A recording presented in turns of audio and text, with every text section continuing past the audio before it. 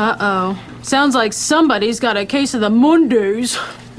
Millennials will look you dead in the face and say, I can't drink like I used to, and then proceed to try to drink like they used to. You give us one night out, and we revert back to factory setting.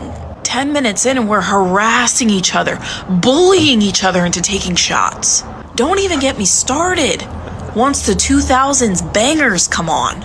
It's like we're in a time machine, but the time machine's engine is running on espresso martinis. Give us childcare and we're unstoppable for about 4 hours, and then we're done. What? You're gonna show me how you'd meet your girlfriend's dad. Easy. Hey Dad, I want you to meet my boyfriend Zach. Oh, sir, it's pretty cool. We got the same nickname, Daddy. So, and then I went with the newer model. Obviously, you got the classic. Does it ride well? Because this one, it's got great curves. Yeah, this one's got a smooth ride on it. So to not get confused, I'm thinking you call him Dad, me Daddy. Just way we're not both reaching for the salt, you know. Is that what you were looking for? I love when someone's like, "Oh, you're always in a good mood," and I'm like, "Because I don't trust you." I'm always in a good mood with you because I don't trust you. Only the core inner circle gets to see the queen bitch depressed energy. If you think I'm always happy, then I don't trust you. How does that sound? Which it probably should be the other way around. The core should probably get the happy, but nay. Just like how I always look my best outside the apartment. When I'm inside, oh my God. My husband, I always look like I'm being tented for termites and I haven't run a comb through my hair in 6 months. I'm just perched up on the couch, hangry, like, feed me. But it's because I trust him. It's love. Like, I've been watching anime for a really long time, but you'll always get hit with somebody that just, like, tries to know so much ball, and, like, it just comes across as, like, awful. Like, I'll be like, oh, like, yes, I love Solo Leveling. I love My Hero. What do you watch? Have you ever watched My Stepbrother's A Little Ticklish When You Queef? No, I haven't watched that shit.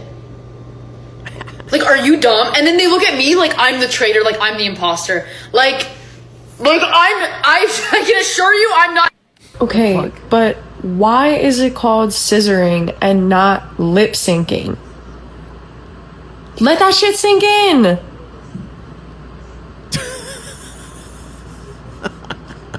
Like, what? I think I speak for all millennials when I say we're the generation that self-soothes with productivity instead of rest. Like, other people relax by sitting down. You know, we relax by, like, suddenly deciding to deep clean the microwave at 9:45 p.m. I'll be stressed, overwhelmed, like one minor inconvenience away from shutting down, and my brain goes, let's reorganize the Tupperware drawer. Yeah, that'll fix everything. You know, we don't rest. We just, like, shuffle tasks around until the anxiety gets confused and leaves for a little bit. And what's wild is we don't even realize we're doing it anymore. Growing up, we were told to be busy, be useful, like always be doing something. So now life gets a little heavy and we cope by like deep cleaning the baseboards, like someone's about to come by and check our work and grade us on it. You know, what's crazy though is that it actually kind of works for like 10-minute stretches at least. And then the stress creeps back in and next thing you know, you're reorganizing the spice rack alphabetically. So yeah, we're not always trying to be productive. You know, we're just trying to calm our brains a little bit so we can breathe for a second, because doing something feels safer than doing nothing. I've got these new pants filled up with shit. I got shit stains all on my clothes. To the bathroom stalls you frequent, the safest place to hide. A long night shitting with your IBS weakness. I start shaking at the thought. I shit everywhere I want. I shit everywhere you're not. I shit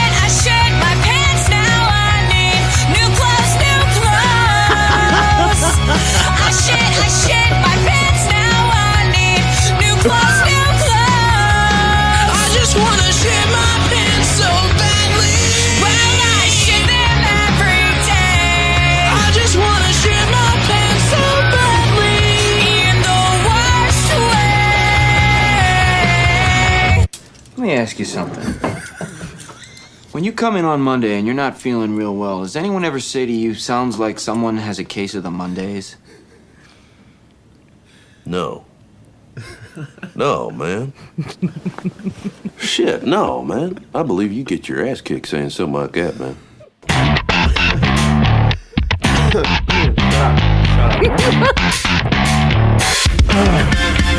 From Filthy Martini Studios in Ontario, California, it's the Foo Bar Show!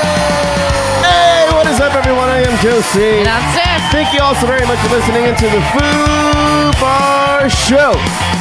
Remember to follow, like, and comment on our socials as @Foo Bar Show. That's FOO Bar Show. And listen at FOOBarshow.com or wherever you get your podcasts. And we'll keep fooing it up like a bunch of foos.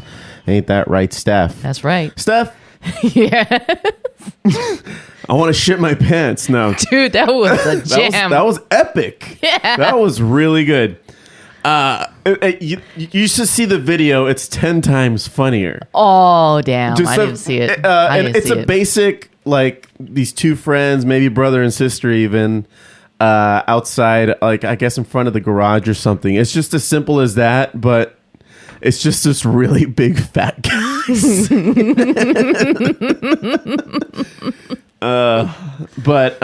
Yeah. Anyway, today's gonna be a good one. You want to know why? Well, we got a lot to cover. We didn't have a pod last week, but we're gonna talk about NAMM. Yeah, NAMM, because we're going this week and we haven't been there in 1 year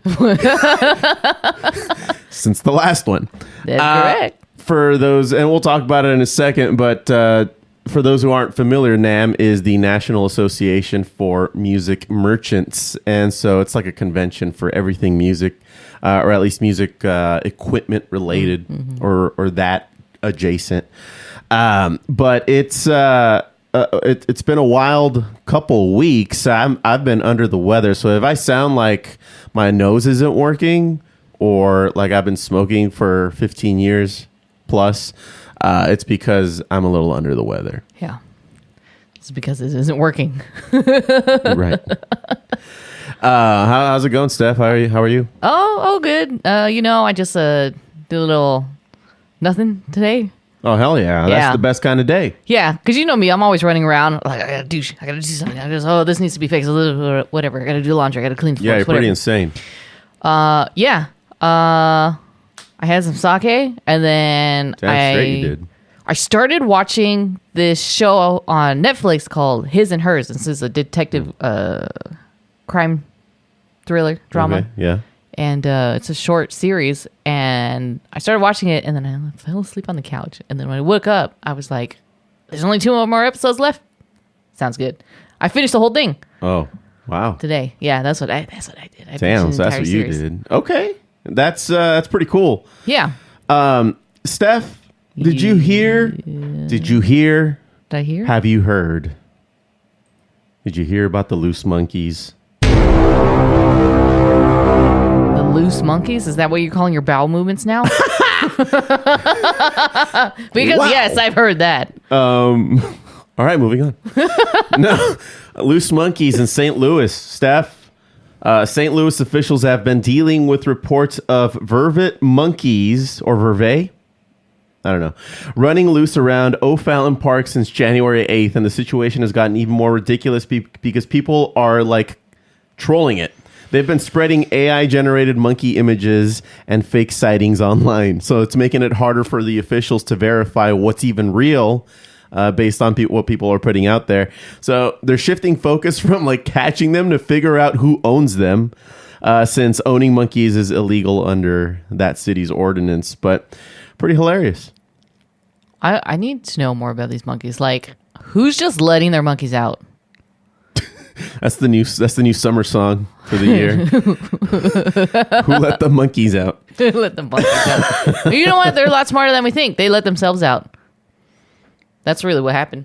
You think so? Yeah. I think somebody just fucked up and forgot to lock opposable something. thumbs. They just like, Well, I guess you're right. yeah, just sit there all day, learning, obviously, evolving.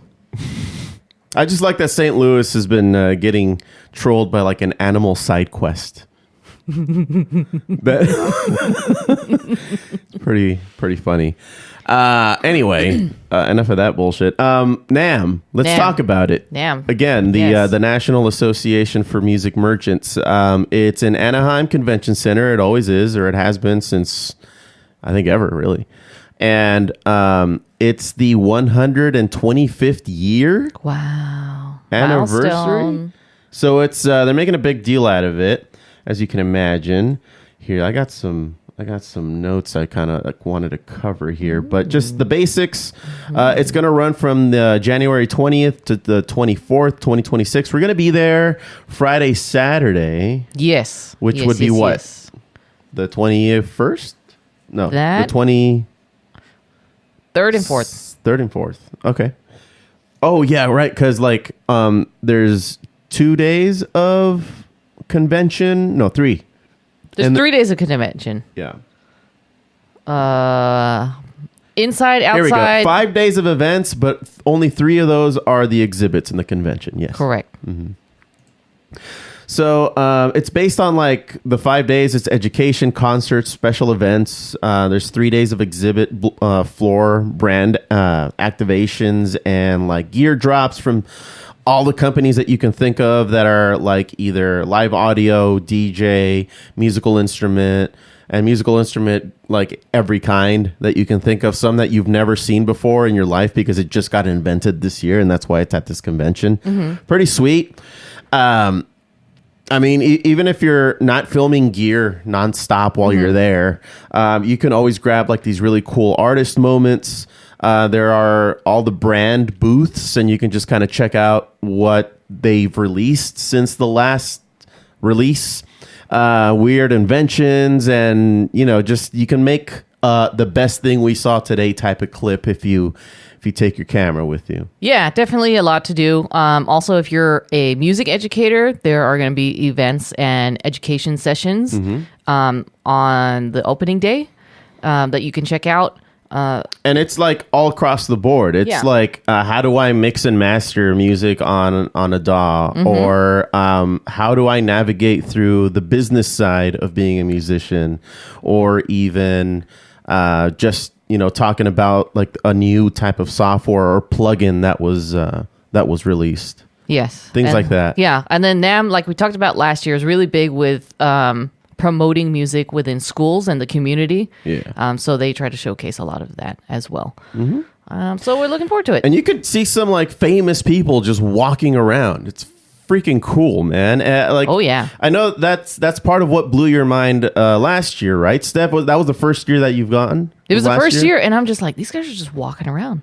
Yeah, and we go to Comic Cons and all these other comic book types of conventions, and you have to pay a high price to even shake that person's hand. Yeah. Yeah. And we saw Claudio from Coheed and Cambria. We just had to get in line, shook his hand, he signed the thing, and took a picture. Yeah. And that would have been hundreds of dollars at a Comic Con for something equivalent to that, Yeah. And we go to Comic Con every year. Yeah. So it's just amazing, just the difference of scope between the two, where it's just music really brings you together, and they want to be a part of, the consumers and the fans and everything. They want to, get off the stage for a day or two and then just interact with everybody. Yeah. And check out everything that's going on. Yeah. At because they're music geeks too. So absolutely. As much as anybody else who's there, they just happen to be more famous. Yeah. One person I am excited to see is Mike Dirnt of Green Day. He will be at the Richter booth on Friday signing. At the what booth? The Richter booth. They specialize in straps, guitar, bass. Okay. Yeah. Okay. Straps there. So he's I don't think there. I own one. Maybe I'll get one while I'm there. Why not? You should check it out. Anything goes today. For my bass. I can get it for my bass. You're going to need one. I don't play it as often as maybe my guitar. I used to just pick it up and noodle with it just cuz, and then I just stopped doing that. I should start doing that again. It's okay. I've been picking it up. Oh yeah, nice. Yeah. Cool. It's still pretty dusty. So what else there's Steph? No, I'm just excited to check it out. If you're listening and you for sure have something that you want to see but can't make it, just drop us a comment, drop us an email, and let us know, and we can probably check it out. For sure. Yeah, an email would probably be the most efficient way since you guys already email us for here's what I would do. So same email, foobarshow@gmail.com. So yeah, just tell us what you like. If you can't make it for whatever reason, because maybe you just don't live in California and you can't make it over here, you can send us an email after checking out what's going on at the NAMM website and say, hey, go check this out and take some pictures and talk about it on the next show. We'll fucking do it. So, yeah. All right. Steph, are we good for a little geeking out, or you got something else there? Question for you. This is not really a geeking out thing. It's just a random question. And so I was listening to a podcast earlier today, and they were talking about how it's so frustrating when you go into a coffee shop and the door to the coffee shop to enter swings in. You have to push it open to enter the coffee shop. Rather than pull it? And the reasoning was, and I didn't even think about this until they said it, was the reason why that's so frustrating is that if you have a big order... Yeah, you have to pull the door. You have to pull the door open. Yeah. And most likely nobody's going to help you. Nobody. You have like 3 or 4 drinks in your hand, and then you have to still pull that open. How do you do it? You're in everybody's way, if anything. What do you think about that? Would you... If you're going to have a big order, or if you're going to a coffee shop, any coffee shop, doesn't matter. Yep. You know you're going to buy more than 2 drinks. That's going to take up 2 hands. Maybe you'll have to you? ask for help. You'll probably just have to ask for help on the way out. Like, hey, could somebody just open the door for me? Would that deter you from going into that shop before you even order?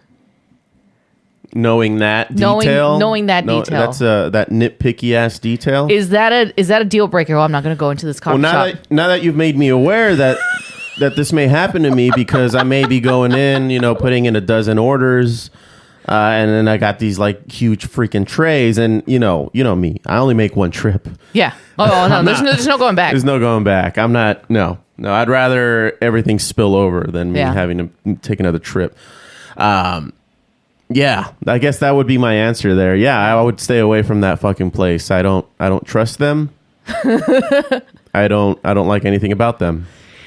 The downside for me is because I only work in I work in a couple locations, but most of the coffee shops around me, when I have to pick up an order for the team, we're just going to pick the closest one, and usually that door is a push-in.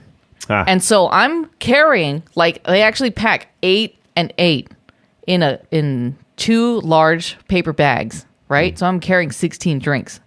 I still have to open the door. Yeah. But there's no other choice because that is the closest coffee shop to work. And we are not going to go out of our way to go to somewhere further. So I am for me... Make coffee in the office. For me, there's no choice. No, I don't know. We got some watered down BS coffee. Really? And so we have to go to the other coffee shop and get the sweetened drinks. Who's making the shitty coffee? That's just what it is. What do you mean? It comes concentrated. It's like a bulk item that you get at the cafeteria. And it's like this whole bag of concentrate that they just add water to and heat up. Gross. Yeah. Oh, that's how you do it on a large scale. That's too bad. That's serving thousands of people. Sure. Yeah. That sucks. Yeah. So anyway, there's my little question for the day. What would you do? Well, no, I told you.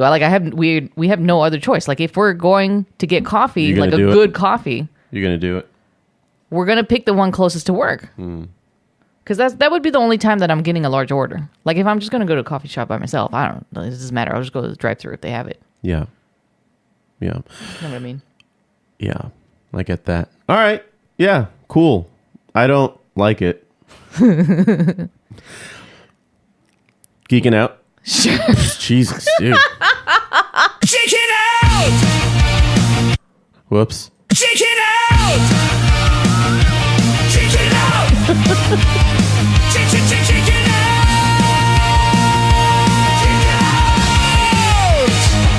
Geeking out! It's been happening a lot lately. Did a spit take? Are you okay? You did a spit take? That was funny. All right. I wanted to sort of talk about the Conformity Gate for Stranger Things, but I think everybody's kind of over it by now. Yeah, we're right? over it. We were over it when it didn't happen that day. And man, they were just a quick comment though. Like, I've never seen so many people gaslight themselves at the same time about something they knew was not going to happen. Now, to be fair and to give them a little bit of credit, if it would have happened, if in the small chance the Duffer Brothers were like, hey, yeah, we're going to keep the last one a secret, going to make this whole extravaganza, and then fucking pow, the old fork in the eye. And it's not happening. And you know what's funny is that they weren't even mad when it didn't happen. They were just all sad because they really just had, they were trying to hold on to something, anything. It's been 10 years, and we've been looking, like, Stranger Things fans have been looking forward to it every time the new season comes out. How are they going to end it? And apparently, like, they only started working on the script. In fact, the script was incomplete when they started filming this last season. Oh, we've seen this before.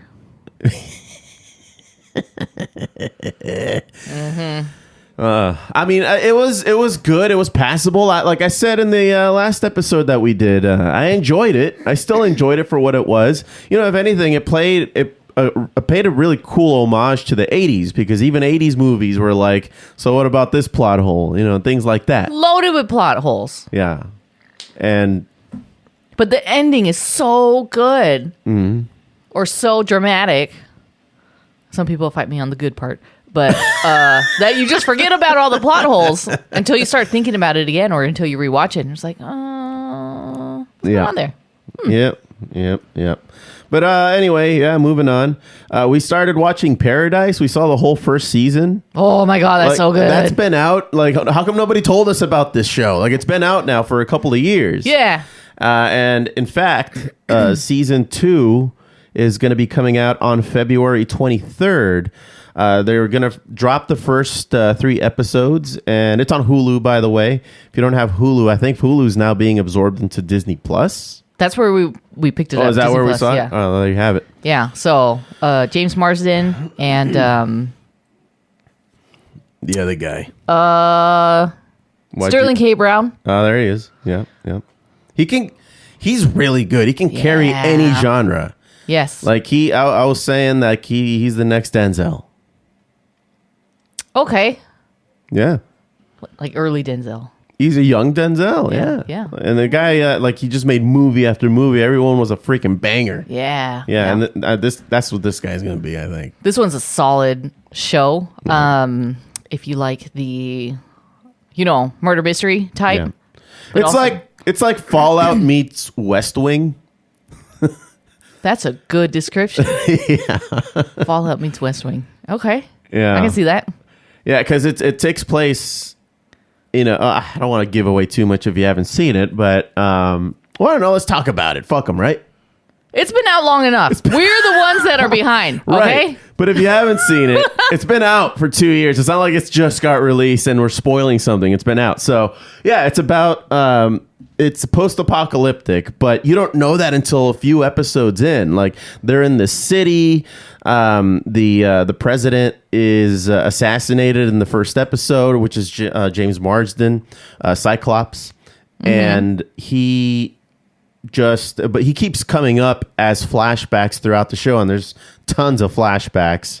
But it's like they give you they give you like the middle of the story, and then they take you back and forth from there to the past to try to develop everything up to that point, and then it takes off from there into like the last couple episodes of the season. Yes, and they give you just enough cliffhangers galore too. It's fucking cool. Yeah. But anyway, yeah. So they're in the city, right? It turns out they're in a cave, a manufactured cave, where they had to build like a very large bunker underground because the world was going to end. There was a big ass volcano that blew up in Antarctica, and just like, I guess in the times of the dinosaurs, where like just the cloud filled up the entire Earth sky. It caused tsunamis all across the globe.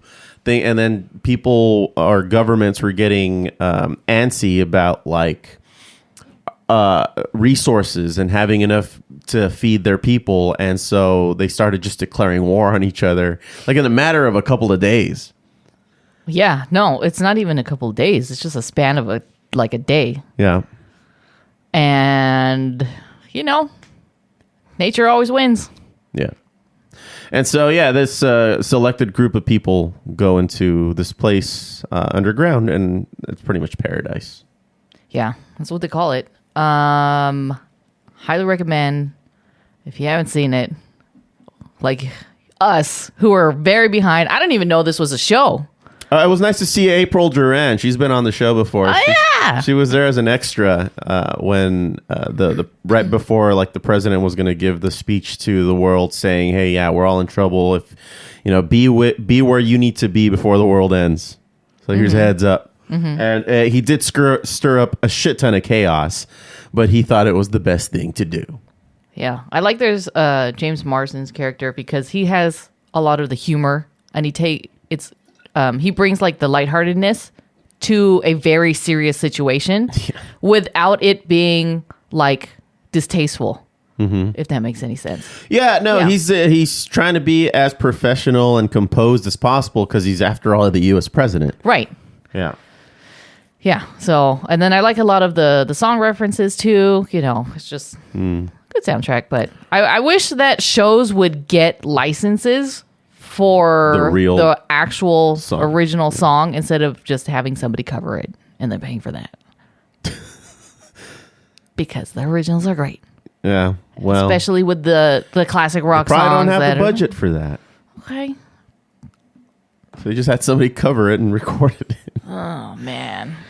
But anyway, yeah, check it out. It's on HBO Max. We literally just said Hulu. Jesus Christ. Also on Disney Plus with Hulu. I've been under the weather. Uh-huh. All right, moving on. Last week I heard some rumors that Tatiana Maslany was going to be quitting She-Hulk. Oh, we're doing the rumor thing now. Well, that's kind of what the show kind of is here and there from time to time.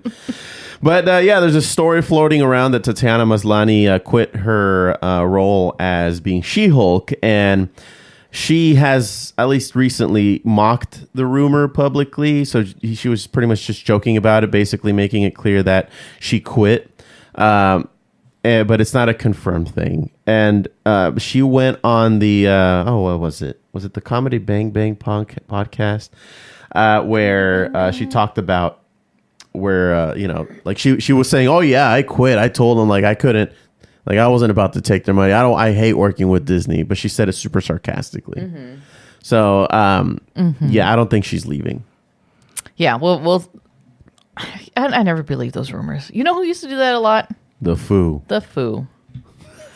I heard R.I.P. Back to Footopia. Right. Steph, did you want to talk about the Sarah Squirm? Look. This has been in my mind. HBO. We said we were going to talk about it last time. Okay. And so Sarah Squirm, live in the flesh, is Sarah Sherman's stand-up special that came out on HBO. And this is the trippiest, weirdest, but also probably the most genius comedy special that I've seen in a long time. Yeah. It's very unique. Yeah. Let's just say that. What did you call it? Tim Burton meets... it's Tim Burton's Pee-wee. It's that's what it is. He directed Pee-wee's, what is it, The Next Ride or Strikes Back? Electric Pee-wee's, Boogaloo. Pee-wee's Playhouse Adventure? There you go. I don't know. It's the one with the bike. They take his bike. That one. Large Marge. Right. And In Charge. Do you know one of my favorite scenes is when he gets up on the bar and dances. Yeah, that's an iconic scene. It put tequila on the map. Oh, yeah. Jeez, I wonder what the song's about. Pee-wee's Big Adventure. It has so many lyrics. Oh, okay, yeah. Pee-wee's Big Adventure. There we go. I should have known that. Watch it. It's crazy. It's crazy. It might not be for you, but just stick it through. If you like... Have a drink. gore and horror and goth stuff and all of the above, grody stuff, you'll be pleasantly satisfied with this. You'll be you'll feel at home. Yeah. If you're that kind of weirdo. Yeah, and it's one of those things where you just can't look away. No. You can't look away. No, it's a freaking car crash. Mm-hmm. I laughed a few times. I think she's very likable, Sarah Sherman. She's on SNL. She's the one with the mohawk, looks like Paul McCartney in the 80s in his wing days. Dresses like a clown. Because she's a comedian. Oh, she's not Italian. No, she's not. But she does do like a Seinfeld thing here, like that. A running Seinfeld joke. She has her own pedal board that she uses quite frequently. Yeah, I was like on the side of the, like, why not just have it in the middle? But no, she has to run to the side of the stage to press the pedal board, and then it plays she'll say something Seinfeld-esque, and then the freaking thing will. And then the bass line drops. Yeah. Yeah. Yeah. Another thing we were going to talk about was the Chair Copmany. Oh, we saw that first season too, man. Dude. Tim Robinson 100% is what's up on Rotten Tomatoes. Get the fuck out of here. 100% on Rotten Tomatoes, dude. The Chair Copmany. You're not fucking around. It's 100%. It's 100%. You know, as weird as it was seeing Tim Robinson, and he's a weirdo. I mean, if you haven't seen like I Think You Should Leave or Detroiters, this like he kind of plays the straight man in this show, and everything else around him is big and weird. Yeah. And how does he navigate? But like, there's still times where like he's still Tim Robinson, so the way he reacts to things is also very reminiscent of what we've already seen him do and what he's really good at. So I don't know, man. It's almost like he wrote a lot of those characters because he didn't change the tone of them at all. Like they sound exactly like him. They all, yeah. The dialogue is all Tim Robinson, all of it. Like the way people act, the weirdness. It's all him, man. Yeah. Lake Bell plays his wife. Yeah. Lake Bell. That also reminds me another like Tim and Eric, the kind of humor. Oh man, Tim and Eric humor was just, I couldn't get into it at the time. I really tried. It's like kind of like weird for the sake of weird. Yeah, that was too weird though. Yeah. And there was a lot of like awkward silences. Yeah. And they had like that public access type of quality to them that made the show famous. Yeah. Appealing to some. It was weird. But I don't know. Aside from that shit my pants song at the top, I think the funniest thing today will be that the Chair Copmany got a legit 100% fresh on Rotten Tomatoes. And that is so hard to do. Yes, very hard to do. 100%. I mean, 67 audience, but like, what do they know? They don't know comedy. They don't know shit. What the fuck? God. Speaking of Tim Robinson, and I Think You Should Leave, you showed me somebody online that makes her own I Think You Should Leave skits. Oh, yeah. Her name is BB something. And then she actually overlays the video with like different cutouts of the show, so it makes it look like, they're talking to each other. Yeah. BB Flowers. So BB.Flowers with an extra S at the end. So she has, she's been doing this for a few days now. Like, I think she's up to 30 or 29 or something like that. And they're all like, I Think You Should Leave skits that she writes and does. And she does a really good Tim Robinson impression. So like, it just works. It works. It's so funny. It's like she put together her own season or episode of I Think You Should Leave. I love it. Pretty much, because each episode of I Think You Should Leave has like 3 or 4 skits in it. Yeah, it's a short episode. Yeah. It's like 15 minutes long. So each one being 5 minutes long. So yeah, she's got a few episodes. My favorite one is the one with the kazoo, where they go to dinner, right? And the waiter brings like the menu, but the kazoo falls out, and then he makes the waiter try to play it. Yeah. And he sucks. So he makes him try to eat it. for no, like what? And then, but like Tim Robinson's character is with his boss, and they both get weirded out that he's trying to get the waiter to eat it. Yeah. That they leave, and then he asks for the waiter to give him a ride home. He's like, no. And that, so just to kind of put it back into perspective, that is not in I Think You Should Leave. That is something that she did. Correct. Which I thought was brilliant. So fucking brilliant. That's genius. Yeah. I think last thing I got, Steph, here is the new heads of Lucasfilm. The biggest Star Wars business shift in years. Kathleen Kennedy is about to step down as a Lucasfilm president after like 13 plus years, more or less. Dave Filoni becomes president and chief creative officer, and Lin-Wen Brennan becomes co-president. So kind of a co-president team going on there. And they're both huge nerds. I mean, these are the guys that were responsible for like the Clone Wars, the Mandalorian, things that have really been exciting about Star Wars as of late.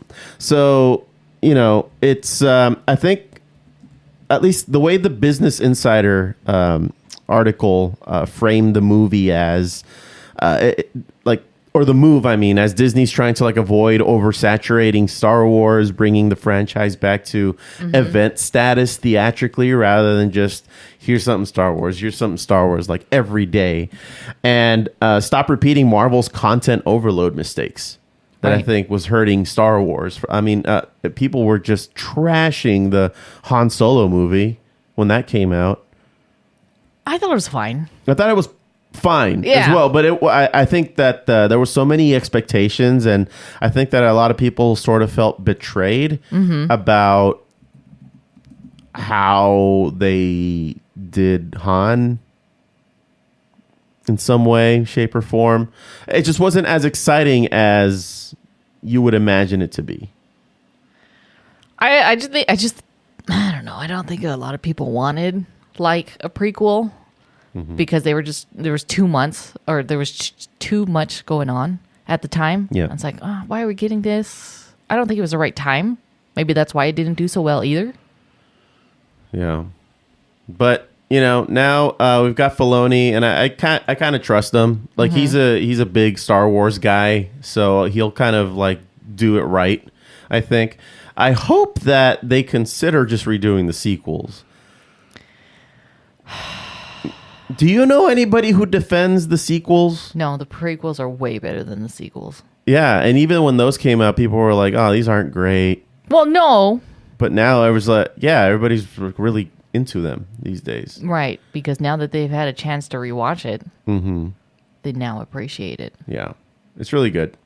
But anyway, if you ask me, Kathleen Kennedy, good riddance. I think that she did good for Lucasfilm towards the beginning, but then when she started really putting her, she was just putting her hands in the flour. You know, there was too many cooks in the kitchen. Too many cooks. Yeah, but anyway, yeah, that's all I got. You got anything else there, Steph? Oh no. Yeah. All right, let's move on to here's what I would do. Man, see, like, you don't even know, man. It's like you're born into this world, man. And you got it's like this, man, the dust and the wind, man. Or like the dang old candle in the wind, man. It don't matter, man. It's all the oldies, old time. You know what I think, man? Like them dang old, I think, therefore you are, man. Well, that's what we tell ourselves, isn't it, Boomhauer?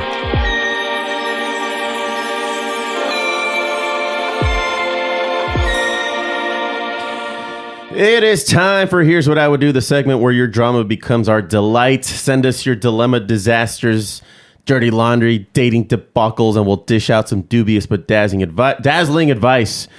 Email your chaos to foobarshow@gmail.com. I need an abridged version of all that. And we'll tell you what we would do. We're not therapists. We just have microphones. All right. Let's see here, Steph. So we had a couple people write in. I chose these to read. Let's see. Okay. First one is, or the subject is, Happy New Year, ... I guess. Also, I need advice. Hey, Joe and Steph, Happy New Year. Yeah, I know it's basically February, but Joe said on the last episode that if it's the first time you've seen someone in 2026, you have to say it. So I'm following the rules. Quick, let's stop for a second. Quick side note. Yes. I told my coworkers that you were going to do that. Okay. And they're just like, but that doesn't make any sense. Why would he do that? I'm just like, well, it's because it's the first time he's seeing you for that year. For that year. Right. So he's saying Happy New Year. Okay. He's greeting you. Uh-huh. And they're just like, he's going to do that like in the middle of the summer? Yeah. Yeah. They could not see the comedy behind it. That's the bit. Yeah. That's the bit. And they're just like, oh, that would just be so weird. Wouldn't it? It would. But you got to also laugh at it.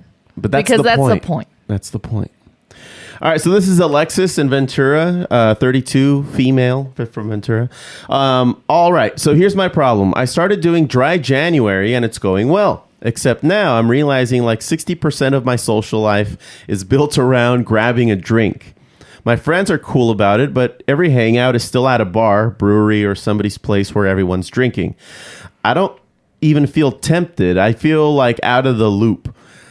Like I'm here holding a sparkling water while everyone gets progressively louder and starts telling the same stories they told last weekend. And I'm thinking, is this what we always do? I'm not trying to become a health influencer or a monk. I just want to reset. But now I'm wondering how to have a social life that doesn't revolve around alcohol without becoming the boring friend nobody invites. How do you handle the shift without making it weird? Aliexis in Ventura. That's a good question, Aliexis. I couldn't tell you because I'm not doing dry January. I'm doing wet January. Also, dry January does not count if you have a drink at midnight. So you've already ruined failed. it. Yeah, that's true. You should have finished it at 11:59. Yeah. Instead of like, oh, Happy New Year, and then you toast and then you drink. Boom. It's already Yeah, January. You're done. Yeah, you fucked up. Cut it out.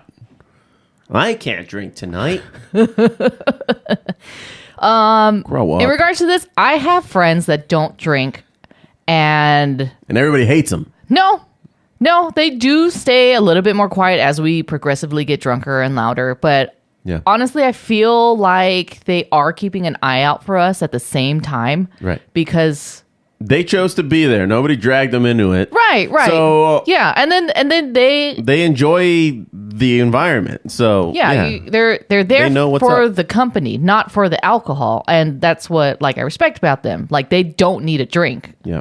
And they don't succumb to peer pressure either, because that's just like, no, I'm okay. I don't want to drink, and then we're just like, okay, that's fine. Right. That's not the issue. I mean, why would you do that? But No. It's fine. But what was the question? how do you I'm having a brain fart. How do you handle the shift without making it weird? I would just take control of the conversation. Yeah. So remember that time when, or, do you want to do something? Or how about this next weekend? Let's do blah, blah, blah. That's what I would do. I guess maybe it would help, Aliexis, if you actually planned some of these things now. Yeah. To do something that you would want to do. And maybe you're feeling a certain type of way because, every time you hang out with these people, there's always a drink involved. But maybe you can soften the blow. Maybe you can go to some kind of really cool cafe or boba place. Yeah, I'd do that. And that's how you guys hang out. And then at that point, if you guys want to go to somebody's house, then you can, I guess. And then that's where they bust out the drinks. But at least everybody's sort of home, or at least not out in public. Yeah. But what I would do is I would probably just take or steer the conversation or, the direction of where this night's going to go. Yeah. Instead of feeling left out. Yep. Cool. That's what I would do. Well, that is Aliexis, that's what we would do. All right. The next one is Marco and San Pedro. Pedro. Subject: my family won't stop doing gifts after the holidays. What? Hey, Foos. ASL is 29, male, San Pedro.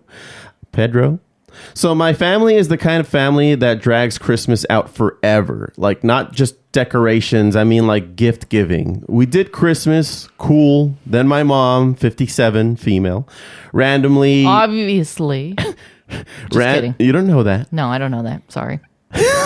randomly gave me another little Christmas. I was gonna say Little Caesars gift. Little Christmas gift on January 9th. And then my aunt, 62, female, sent me an Amazon package on January 17th saying, I saw this and thought of you. Now I feel like I'm trapped in an endless gift exchange I didn't agree to. Every time I get something, I feel like I have to send something back or I'm a jerk. Meanwhile, I'm trying to pay bills and be a normal person, and they're over here keeping Santa on life support. Is there a polite way to tell my family I love you, but please stop buying me stuff without sounding ungrateful? Marco and San Pedro. Why? But why? Pedro. Why? They're just. It's this. Are they considering this a Christmas gift? It's an addendum. Yeah, it's an epilogue. I feel like there's information missing here. No, I mean. There is such a thing as the 12 days of Christmas. Right. And but like we're deep into it, like January 17th. Happy New Year, by the way, everybody. We're almost like halfway through the month and they're still giving gifts. I mean, they could give a gift, but just don't call it a Christmas gift, you know? Yeah. Like, hey, I saw this and thought of you. It didn't really cost me a whole lot there. Enjoy. Yeah. That could just be a thing that you do for niceties. I think he's just putting a lot of pressure on himself. Like, it's not up to you. Just accept the gift. Accept the gift. You know what I would do is, I guess if they're still giving the gifts, I would just take a picture of the gift. If they're not there in person to give it to you, right? Take a picture of the gift. Oh, thanks for blah, blah, blah. And then next year, prior to the start of the holidays, you'd be like, hey, are we really going to do gifts past Christmas? Because honestly, I can't afford that right now. So you're going to get what you're going to get. And if you want to give me something after the new year, that's fine with me, but you're not going to get anything else. That's what I would say to my family. That's exactly what you would say to your family, yeah. Yeah. And to your aunt, too, and your mom? All your titas?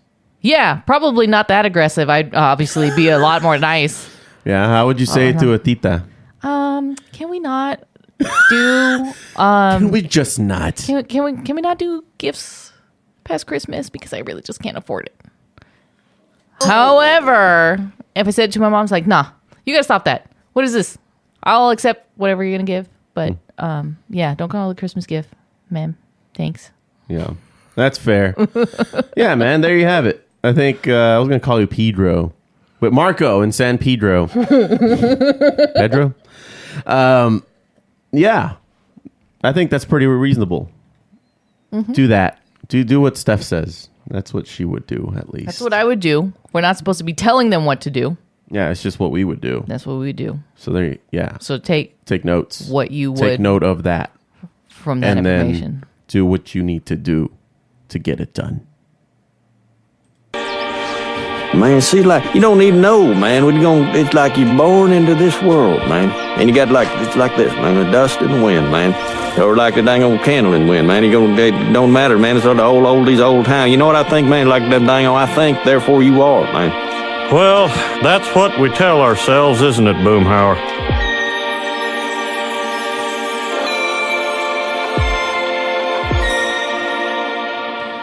Well, Steph, that wraps up another episode of the Foo Bar Show. The second one in 2026, and hopefully way more than we did last year. Woo! Woo.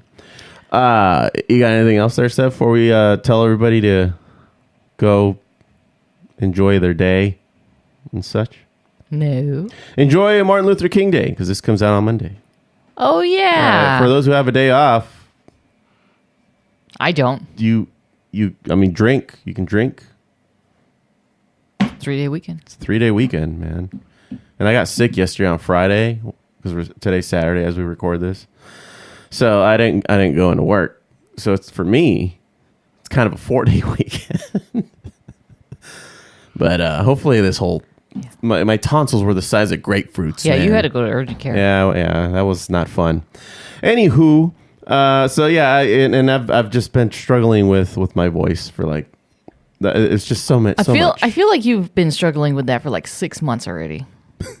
No, since before the holiday season. It's been 1 month. It has been too long. Yeah, too long. Anywho, thank you all so very much for listening into the Foo Bar Show. Remember to follow, like, and comment on our socials as @Foo Show. That's FOO Bar Show. And we'll listen at FOOBarshow.com and wherever you get your podcasts. And we'll foo it up like a couple of foos. I've been Joe C. And I'm Steph. Signing off saying, don't be a dick.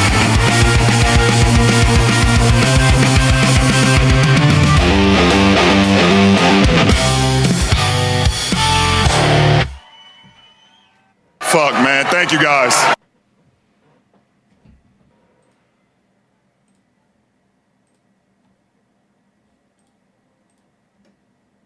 Everything I touch turns to shade. Everything I touch turns to shade. Oh yeah. Everything I touch turns to shade, and you don't care. Dude, what is it about hitting 30 that like hot dogs just sound fucking fire now, dude?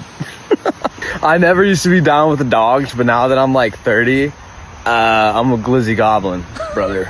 Let me tell you what, grilling up a couple dogs, dude, on a Friday, whoo, sounds pretty fucking metal to me, dude.